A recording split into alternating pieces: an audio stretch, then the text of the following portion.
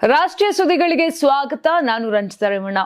ಇಂದಿನ ಉಳಿವಿಗೆ Modi master stroke. Modi ಕರೆಗೆ ಎಲ್ಲ ರಾಜ್ಯಗಳಲ್ಲೂ ಕೂಡ ದೊಡ್ಡ ರೆಸ್ಪಾನ್ಸ್ ಮಾಡ್ತಾ ಇದೆ. ಸಿಎಂಗಳೇ ಇಳಿದ್ರು ಮೈದಾನಕ್ಕೆ. ಇನ್ನು ವಯನಾಡಲ್ಲಿ ರಾಹುಲ್ ಪ್ರಿಯಾಂಕ್ ವಿರುದ್ಧ ಪೋಸ್ಟರ್ ವಾರ್ ಶುರುವಾಗಿದೆ. ಕಾಂಗ್ರೆಸ್ನಲ್ಲಿ ಬಂಡಾಯ ಏಳೋ ಲಕ್ಷಣಗಳೆಲ್ಲ ಕಾಣಿಸ್ತಾ ಇದೆ. ಇನ್ನು ನಿರೀಕ್ಷೆಗೂ ಮೀರಿ ವಿಶ್ವಾಸ ಮತವನ್ನ ಗೆದ್ದಿದ್ದಾರೆ ಸಿಎಂ ವಿಜಯ್ ಅವರು. ಅದೇ ಸಂದರ್ಭದಲ್ಲಿ ಸ್ಟಾಲಿನ್ ಅವರು ಒಂದು ಓಪನ್ ಚಾಲೆಂಜ್ ಕೂಡ ಹಾಕಿದ್ದಾರೆ. ಇನ್ನು ವಿಧಾನಸಭೆ ಮೆಟ್ಟಿಲಿಗೆ ದಂಡ ನಮಸ್ಕಾರವನ್ನ ಮಾಡಿದ್ದಾರೆ ಸುವೇಂದು ಅಧಿಕಾರಿ. ಸಿಕ್ಕಾಪಟ್ಟೆ ವೈರಲ್ ಕೂಡ ಆಗಿದೆ ಈ ವಿಡಿಯೋ. 5ನೇ ಬಾರಿಗೆ ಪುದುಚೇರಿ ಸಿಎಂ ಆಗಿ ರಂಗಸ್ವಾಮಿ ಪ್ರಮಾಣ ವಚನವನ್ನ ಸ್ವೀಕಾರ ಮಾಡಿದ್ದಾರೆ. ಸೊ ಇದೇ ರೀತಿಯಾಗಿ ದೇಶದಲ್ಲಿ ಇವತ್ತೆಲ್ಲ ಏನೆಲ್ಲ ಬೆಳವಣಿಗೆಗಳಾಯ್ತು, ಏನೆಲ್ಲ ಪ್ರಮುಖ ಸುದ್ದಿಗಳಿದೆ ಎಲ್ಲವನ್ನ ಕೂಡ ಹೇಳ್ತಾ ಹೋಗ್ತೀನಿ ಇವತ್ತಿನ ರಾಷ್ಟ್ರೀಯ ಸುದ್ದಿಗಳಲ್ಲಿ. ಕೊನೆವರೆಗೂ ನೋಡಿ. ಪಶ್ಚಿಮ ಏಷ್ಯಾದ ಉದ್ವಿಗ್ನತೆ, ಇರಾನ್ ಮತ್ತು ಅಮೆರಿಕ ನಡುವಿನ ಸಂಘರ್ಷ ಹಾಗೂ ಜಾಗತಿಕ ಮಟ್ಟದಲ್ಲಿ ಕಚ್ಚಾ ತೈಲ ಬೆಲೆ ಏರಿಕೆಯ ಹಿನ್ನೆಲೆ ದೇಶದಲ್ಲಿ ಇಂಧನ ಉಳಿತಾಯಕ್ಕೆ ಪ್ರಧಾನಿ ನರೇಂದ್ರ ಮೋದಿ ಅವರು ಮಹತ್ವದ ಕ್ರಮ ಕೈಗೊಂಡಿದ್ದಾರೆ. ವಿಶೇಷ ಭದ್ರತಾ ಪಡೆ ಬಳಸುವ ಅಧಿಕೃತ ಬೆಂಗಾವಲು ವಾಹನಗಳ ಸಂಖ್ಯೆಯನ್ನು 50% ಕಡಿತಗೊಳಿಸಲು ಅವರು ಸೂಚನೆ ನೀಡಿದ್ದಾರೆ. ಮಿತವ್ಯಯ ಕ್ರಮಗಳ ಭಾಗವಾಗಿ ಇತ್ತೀಚೆಗೆ ನಡೆದ ಗುವಾಹಟಿ ಹಾಗೂ ವಡೋದರ ಭೇಟಿಗಳಲ್ಲೂ ಕಡಿಮೆ ವಾಹನಗಳಲ್ಲಿಯೇ ಕಟ್ಟುನಿಟ್ಟಿನ ಭದ್ರತಾ ವ್ಯವಸ್ಥೆ ಜಾರಿಗೊಳಿಸಲಾಗಿತ್ತು. ಈ ಮೂಲಕ ಕೇವಲ ಸಾರ್ವಜನಿಕರಿಗೆ ಮಾತ್ರ ಅಲ್ಲ, ಸರ್ಕಾರವು ಮಿತವ್ಯಯ ಕ್ರಮಗಳನ್ನು ಅನುಸರಿಸುತ್ತಿದೆ ಎಂಬ ಸಂದೇಶವನ್ನ ಪ್ರಧಾನಿ ನೀಡಿದ್ದಾರೆ. ಇದಲ್ಲದೆ ಪ್ರಧಾನಿ ಭದ್ರತೆಗಾಗಿ ಬಳಸುವ ಕೆಲವು ವಿಶೇಷ ಬೆಂಗಾವಲು ವಾಹನಗಳಲ್ಲಿ ಎಲೆಕ್ಟ್ರಿಕ್ ಕಾರುಗಳ ಬಳಕೆಗೆ ಸಹ ಅನುಮತಿ ನೀಡಲಾಗಿದೆ. ಇಂಧನ ಬಳಕೆಯನ್ನ ಕಡಿಮೆ ಮಾಡುವ ಜೊತೆಗೆ ಪರಿಸರ ಸ್ನೇಹಿ ಕ್ರಮಗಳಿಗೂ ಸರ್ಕಾರ ಒತ್ತು ನೀಡುತ್ತಿದೆ.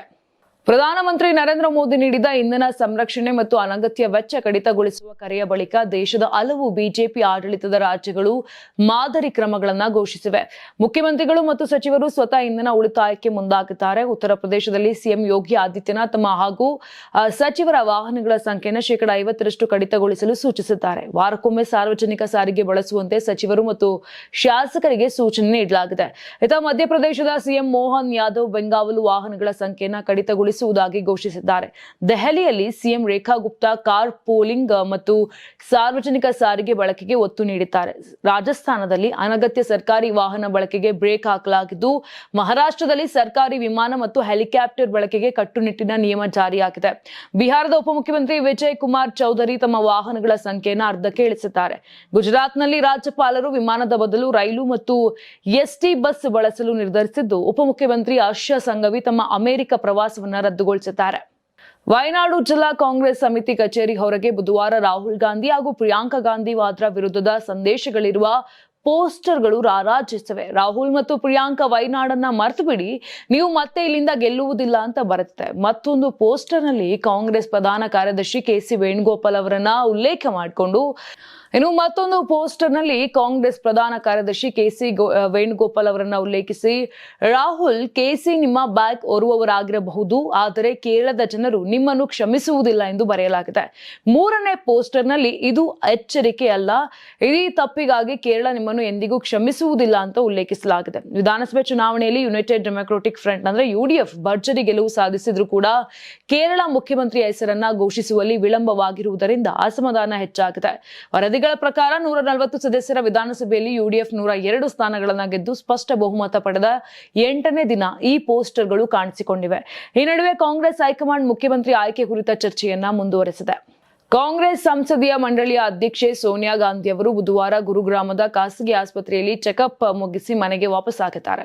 ಅವರು ಕೇವಲ ವೈದ್ಯಕೀಯ ತಪಾಸಣೆಗಾಗಿ ಆಸ್ಪತ್ರೆಗೆ ಭೇಟಿ ನೀಡಿದ್ದರು ಮತ್ತು ಈಗ ಮನೆಗೆ ಮರಳಿದ್ದಾರೆ ಎಂದು ಪಕ್ಷದ ಹಿರಿಯ ನಾಯಕ ಜೈರಾಮ್ ರಮೇಶ್ ಸ್ಪಷ್ಟಪಡಿಸಿದ್ದಾರೆ. ಈ ಮೊದಲು ಸೋನಿಯಾ ಗಾಂಧಿ ಅವರಿಗೆ ಸಣ್ಣ ಪ್ರಮಾಣದ ಶಸ್ತ್ರಚಿಕಿತ್ಸೆ ನಡೆಯಲಿದೆ ಎಂಬ ವರದಿಗಳು ಹರಿದಾಡಿದ್ದವು. ಆದರೆ ಈ ಬಗ್ಗೆ ಟ್ವೀಟ್ ಮಾಡಿರುವ ಜೈರಾಮ್ ರಮೇಶ್, ಸೋನಿಯಾ ಗಾಂಧಿ ಅವರು ಕೇವಲ ರೋಟೀನ್ ಚೆಕಪ್ಗಾಗಿ ಆಸ್ಪತ್ರೆಗೆ ತೆರಳಿದ್ರು. ಸದ್ಯ ಅವರು ದೆಹಲಿಯ ತಮ್ಮ ನಿವಾಸಕ್ಕೆ ಮರಳಿದ್ದಾರೆ ಅಂತ ತಿಳಿಸುವ ಮೂಲಕ ಗೊಂದಲಗಳಿಗೆ ತೆರೆ ಎಳೆದಿದ್ದಾರೆ. ಸತತ 5 ಬಾರಿ ಲೋಕಸಭಾ ಸಂಸದೆಯಾಗಿ ಸೇವೆ ಸಲ್ಲಿಸಿರುವ ಸೋನಿಯಾ ಗಾಂಧಿ ಪ್ರಸ್ತುತ ರಾಜಸ್ಥಾನದಿಂದ ರಾಜ್ಯಸಭೆಗೆ ಆಯ್ಕೆಯಾಗಿದ್ದಾರೆ. ಇನ್ನು ಕಾಂಗ್ರೆಸ್ ಪಕ್ಷದ ಅತ್ಯಂತ ಪ್ರಭಾವಿ ನಾಯಕಿಯಾಗಿರುವ ಅವರು ಇಂದಿಗೂ ಪಕ್ಷದ ಪ್ರಮುಖ ನಿರ್ಧಾರಗಳಲ್ಲಿ ಸಕ್ರಿಯ ಪಾತ್ರ ವಹಿಸುತ್ತಿದ್ದಾರೆ. ಸದ್ಯ ಅವರ ಆರೋಗ್ಯ ಸ್ಥಿತಿ ಸುಧಾರಿಸಿದೆ ಎಂದು ಪಕ್ಷದ ಮೂಲಗಳು ತಿಳಿಸಿವೆ. ತಮಿಳುನಾಡು ವಿಧಾನಸಭೆಯಲ್ಲಿ ಬುಧವಾರ ನಡೆದ ವಿಶ್ವಾಸಮತ ಯಾಚನೆ ಪ್ರಕ್ರಿಯೆಯಲ್ಲಿ ಸಿಎಂ ಜೋಸೆಫ್ ವಿಜಯ್ ನಿರೀಕ್ಷೆಗೂ ಮೀರಿ ಭರ್ಜರಿ ಬಹುಮತ ಸಾಬೀತುಪಡಿಸಿದ್ದಾರೆ. ವಿಜಯ್ ಸರ್ಕಾರಕ್ಕೆ ಸರ್ಕಾರಕ್ಕೆ ಕಾಂಗ್ರೆಸ್ನ 5 ಶಾಸಕರು, ವಿಸಿಕೆಯ 2, ಸಿಪಿಐನ 2 ಶಾಸಕರು, ಸಿಪಿಐಎಂ 2, ಐಯುಎಂಎಲ್ ಪಕ್ಷದ 2 ಶಾಸಕರು ಸೇರಿದಂತೆ ಒಟ್ಟು 144 ಜನ ಶಾಸಕರ ಬೆಂಬಲ ದೊರೆತಿದೆ. ವಿಧಾನಸಭೆ ಚುನಾವಣೆಯಲ್ಲಿ ವಿಜಯ್ ನೇತೃತ್ವದ ಟಿವಿಕೆ 107 ಸ್ಥಾನಗಳನ್ನು ಗಳಿಸಿ ಅತಿ ದೊಡ್ಡ ಪಕ್ಷವಾಗಿ ಹೊರಹೊಮ್ಮಿತ್ತು. ಆದರೆ ಬಹುಮತಕ್ಕೆ 118 ಸ್ಥಾನಗಳು ಬೇಕಿರುವ ಕಾರಣ ಸರ್ಕಾರ ರಚನೆ ತುಸು ವಿಳಂಬವಾಗ್ತಿತ್ತು. ಎಐಎಡಿಎಂಕೆ 25 ಮಂದಿ ಬಂಡಾಯ ಶಾಸಕರು ವಿಜಯ್ ಸರ್ಕಾರಕ್ಕೆ ಬೆಂಬಲವನ್ನ ಘೋಷಣೆ ಮಾಡಿದ್ದಾರೆ. ಇನ್ನು ವೇಲುಮಣಿ ಮತ್ತು ಷಣ್ಮುಗಂ ಶಾಸಕರು ನೇತೃತ್ವದ ಬಂಡಾಯ ಶಾಸಕರು ಪಕ್ಷದ ಮುಖ್ಯಸ್ಥ ಎಡಪ್ಪಾಡಿ ಕೆ ಪಳನಿಸ್ವಾಮಿ ನಿಲುವನ್ನ ಧಿಕ್ಕರಿಸಿ ವಿಜಯ್ ಸರ್ಕಾರವನ್ನ ಬೆಂಬಲಿಸಿದ್ದಾರೆ. ವಿಶ್ವಾಸಮತ ಗೆದ್ದ ನಂತರ ಮಾತನಾಡಿದ ಸಿಎಂ ವಿಜಯ್, ತಮ್ಮ ಸರ್ಕಾರಕ್ಕೆ ಬೆಂಬಲ ಘೋಷಿಸಿದ ಎಲ್ಲ ಶಾಸಕರಿಗೂ ಧನ್ಯವಾದ. ನಮ್ಮ ಸರ್ಕಾರ ಯಾವಾಗಲೂ ಜನಪರವಾಗಿರುತ್ತದೆ. ನಮಗೆ ಯಾರ ಮೇಲೂ ದ್ವೇಷವಿಲ್ಲ, ದ್ವೇಷ ರಾಜಕಾರಣ ಮಾಡುವುದಿಲ್ಲ. ಮತ ಹಾಕದವರು ಎಂಬ ಭೇದ ಭಾವ ಮಾಡಲ್ಲ. ಪೆರಿಯಾರ್, ಕಾಮರಾಜ್, ಅಂಬೇಡ್ಕರ್ ತತ್ವದಡಿ ಕೆಲಸ ಮಾಡುತ್ತೇವೆ ಎಂದರು. ತಮಿಳುನಾಡು ವಿಧಾನಸಭೆಯಲ್ಲಿ ನಟ ವಿಜಯ್ ನೇತೃತ್ವದ ತಮಿಳಗ ವೆಟ್ರಿ ಕಳಗಂ ಸರ್ಕಾರ ವಿಶ್ವಾಸಮತ ಸಾಬೀತುಪಡಿಸಿ ಗೆದ್ದು ಬೀಗಿದೆ. ಆದರೆ ಈ ಬೆನ್ನಲ್ಲೇ ವಿರೋಧ ಪಕ್ಷದ ನಾಯಕ ಎಂಕೆ ಸ್ಟಾಲಿನ್ ಅವರು ವಿಜಯ್ ಸರ್ಕಾರಕ್ಕೆ ಬಹಿರಂಗ ಸವಾಲು ಹಾಕುವ ಮೂಲಕ ರಾಜ್ಯ ರಾಜಕೀಯದಲ್ಲಿ ಸಂಚಲನ ಮೂಡಿಸಿದ್ದಾರೆ. ವಿಶ್ವಾಸಮತ ಯಾಚನೆಯ ಸಂದರ್ಭದಲ್ಲಿ ಡಿಎಂಕೆ ಶಾಸಕರು ಸಭೆಯಿಂದ ಹೊರ ನಡೆದರು. ಈ ವೇಳೆ ಮಾತನಾಡಿದ ಎಂಕೆ ಸ್ಟಾಲಿನ್, ಈ ಹೊಸ ಸರ್ಕಾರ ಎಷ್ಟು ಕಾಲ ಉಳಿಯುತ್ತದೆ ಎಂಬ ಪ್ರಶ್ನೆಯನ್ನ ಜನರು ಈಗಲೇ ಕೇಳಲು ಆರಂಭಿಸಿದ್ದಾರೆ. ಟಿವಿಕೆಗೆ ಮತ ಹಾಕಿ ಜನರು ದೊಡ್ಡ ತಪ್ಪು ಮಾಡಿದ್ದೇವೆ ಎಂದು ಪಶ್ಚಾತ್ತಾಪ ಪಡುತ್ತಿದ್ದಾರೆ ಎಂದು ಟೀಕಿಸಿದರು. ಅಲ್ಲದೆ ರಾಜ್ಯದ 65% ಮತದಾರರು ವಿಜಯ್ ಮತ್ತು ಅವರ ಪಕ್ಷವನ್ನ ತಿರಸ್ಕರಿಸಿದ್ದಾರೆ. ಅಲ್ಪ ಮತಗಳ ಅಂತರದಿಂದ ಅಧಿಕಾರಕ್ಕೆ ಬಂದಿರುವ ಈ ಸರ್ಕಾರ ಎಷ್ಟು ದಿನ ಬಾಳಿಕೆ ಬರುತ್ತದೋ ನೋಡೋಣ ಎಂದು ಸವಾಲು ಹಾಕಿದ್ರು. ರಾಜ್ಯದಲ್ಲಿ ಜಾತ್ಯತೀತ ಸರ್ಕಾರ ಇರಬೇಕು ಎಂದು ಒತ್ತಿ ಹೇಳಿದ ಸ್ಟಾಲಿನ್, ಚುನಾವಣಾ ಪ್ರಚಾರದ ವೇಳೆ ಟಿವಿಕೆ ನೀಡಿದ ಭರವಸೆಗಳನ್ನ ತಕ್ಷಣವೇ ಈಡೇರಿಸಬೇಕು ಅಂತ ಒತ್ತಾಯಿಸಿದ್ರು. ಜನರನ್ನು ತಿಂಗಳುಗಟ್ಟಲೆ ಕಾಯಿಸಬಾರದು. ಜನರ ವಿಶ್ವಾಸ ಗೆಲ್ಲುವ ರೀತಿಯಲ್ಲಿ ಕೆಲಸ ಮಾಡದಿದ್ದರೆ ಜನರು ತಕ್ಕ ಪಾಠ ಕಲಿಸುತ್ತಾರೆ ಅಂತ ಎಚ್ಚರಿಸಿದ್ರು.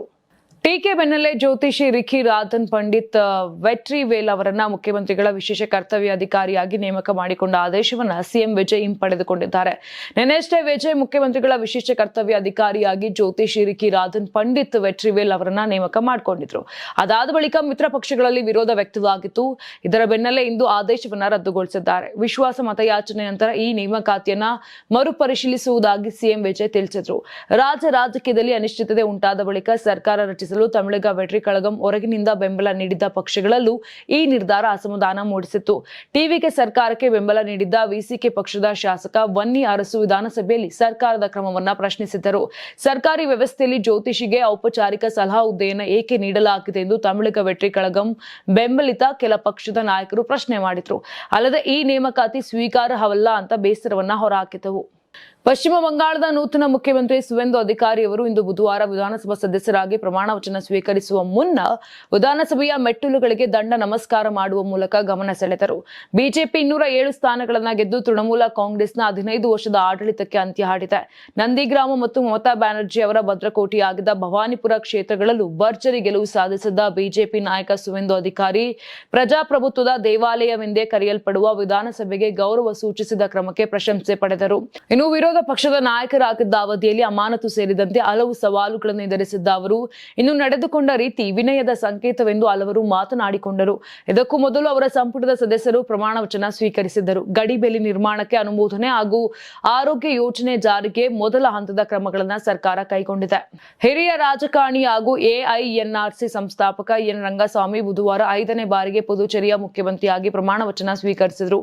ಪ್ರಾದೇಶಿಕ ಪಕ್ಷದ ಮಲ್ಲಾಡಿ ಕೃಷ್ಣರಾವ್ ಮತ್ತು ಬಿಜೆಪಿಯ ಎ ನಮಸ್ತಿವಾಯಂ ಅವರು ಎನ್ಡಿಎ ಸರ್ಕಾರದಲ್ಲಿ ಸಚಿವರಾಗಿ ಪ್ರಮಾಣ ವಚನ ಸ್ವೀಕರಿಸಿದರು.